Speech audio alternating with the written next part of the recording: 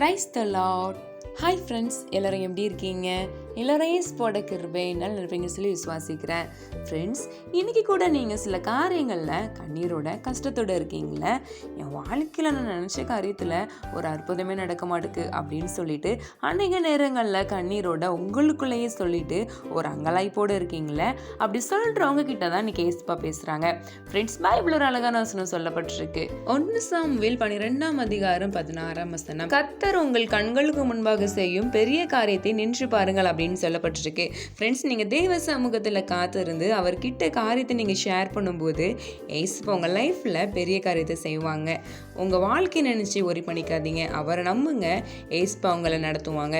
ஆமீன். God bless you. Praise the lord. Hi friends, எல்லோரும் எப்படி இருக்கீங்க? எல்லோரும் ஸ்பாட் கிருபை நல்லா இருப்பீங்கன்னு சொல்லி விசுவாசிக்கிறேன். ஃப்ரெண்ட்ஸ், இன்றைக்கி கூட நீங்கள் ஏதோ ஒரு காரியத்தை குறித்து கலங்கி போயிருக்கீங்களா? இந்த காரியம் என் வாழ்க்கையில் என்னமோ முடிய போகுது, நான் எக்ஸ்பெக்ட் பண்ணுறது என் லைஃப்பில் நடக்குமா, இப்படி அநேக கொஸ்டினோட ஒரு சைடை பயத்தோடும் இருக்கீங்களே. அப்படி இருக்கிறவங்க கிட்ட தான் எனக்கு ஏசப்பா பேசுகிறாங்க. ஃப்ரெண்ட்ஸ், பைபிள் ஒரு அழகான வசனம் சொல்லப்பட்டிருக்கு. ரூத் 3:18 இந்த காரியம் என்னமாய் முடியும் என்று நீ அறிய மட்டும் பொறுத்துரு அப்படின்னு சொல்லிட்டு வசனத்தில் சொல்லப்பட்டிருக்கு.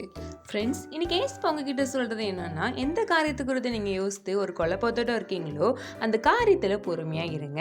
நீங்கள் பயந்து கலங்கி போயிருக்கிற காரியத்தில் ஏசப்பா அற்புதம் செய்ய போகிறாங்க.